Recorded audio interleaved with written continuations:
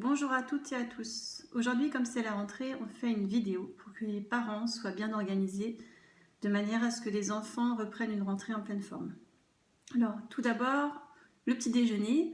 On va proposer aux enfants un petit déjeuner pas trop sucré et même un petit déjeuner salé si ça vous dit, c'est pas mal de proposer aux enfants de mettre du jambon, du fromage ou de faire un œuf le matin au petit déjeuner et d'éviter les céréales sucrées. Si votre enfant mange des céréales, conseillez-lui plutôt des céréales type muesli sans sucre ajouté ou flocons d'avoine avec un fruit coupé dedans par exemple. Ou sur du pain le matin, optez plutôt pour du pain complet aux céréales ou un pain de seigle complet, grillé ou pas, avec du beurre, du fromage, du jambon, et limiter tout ce qui est sucré comme la confiture. Le sucre est apporté plutôt par les fruits. Donc une portion de fruits le matin au petit-déj ou de la compote de fruits à étaler à la place de la confiture sur le pain, ça peut être une bonne alternative. Mais limitez tout ce qui est céréales très sucrées soufflées au petit déjeuner. Si le repas du midi se passe à la cantine, vous ne pouvez pas faire grand-chose. Si c'est à la maison, essayez d'avoir systématiquement des légumes pour au moins un tiers de l'assiette, des crudités, des légumes cuits, d'alterner midi et soir, un peu de crudités, un peu de légumes cuits.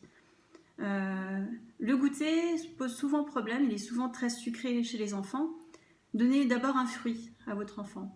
Un fruit ou alors glissez une compote de fruits sans sucre ajouté dans le cartable si l'enfant prend son goûter à l'école.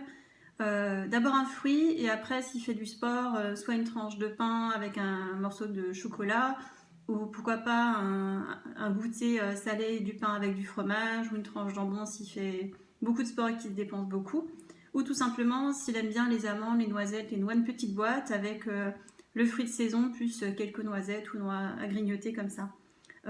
S'il aime bien les gâteaux, pas forcément tous les jours, mais choisissez des gâteaux avec moins de 15% de sucre ou faites-les maison où vous allez mieux gérer la quantité de sucre.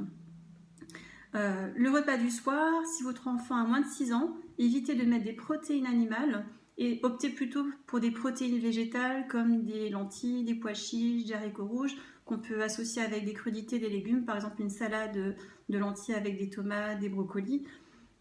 Si votre enfant a plus de 6 ans, on peut rajouter une petite portion, une demi-portion, à peu près 50 grammes de viande ou poisson ou un œuf, mais pas forcément tous les jours. Essayez quand même d'alterner protéines végétales, protéines animales au repas du soir.